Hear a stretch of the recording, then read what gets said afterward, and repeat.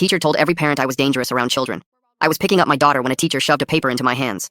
You need to see what Mrs. Thornton is sending around. My name, my signature, a criminal record I've never seen before. I'm a single dad who fought 2 years for custody. I'm also a teacher. If this spreads, I lose everything. I found Mrs. Thornton in the front office. This isn't real. She tilted her head and smiled. I'm just looking out for the children. My daughter tugged my sleeve. Mrs. Thornton looked down at her. Hi, sweetie. Everything is going to be okay. That night I spread both documents on the kitchen table. My volunteer application from 3 years ago, and the criminal record Mrs. Thornton was sending around. I held them up to the light, and my stomach dropped. The signatures were identical.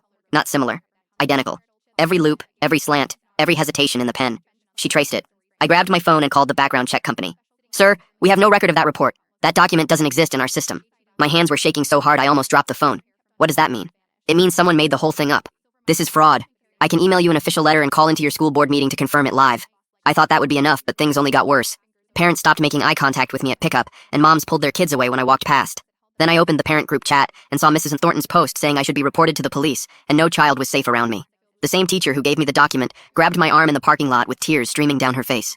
Mrs. Thornton is trying to get your daughter kicked out. She's saying the apple doesn't fall far from the tree. She did this to another dad last year and he left the district. That night my daughter came home sobbing and ran straight to her room.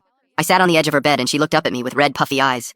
Daddy, why did my best friend's mom say I can't play with her anymore? She was holding a friendship bracelet her best friend had given her and asked if she should throw it away now. I held her and felt my whole body go still. I was done being scared. There was a school board meeting coming up and I had the official letter printed and the company number saved. Mrs. Thornton had no idea what was coming for her.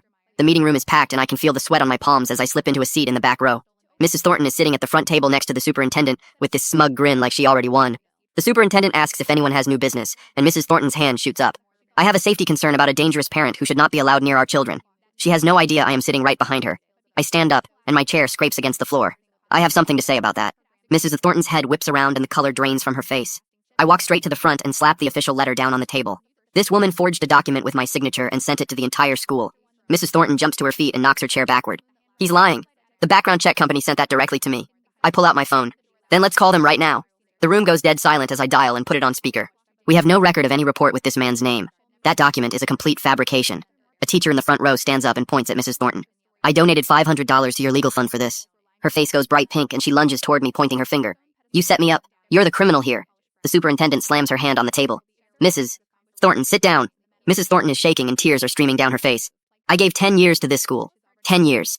The superintendent stands and looks at her with disgust. You are removed from all PTA positions and banned from school property. I'm forwarding this to the police. The resource officer grabs Mrs. Thornton's arm and she thrashes against him, screaming that they will all be sorry as he drags her out the door. After that night, 3 other parents reached out to me. Turns out Mrs. Thornton had done the exact same thing to them, and they were all too scared to speak up until now.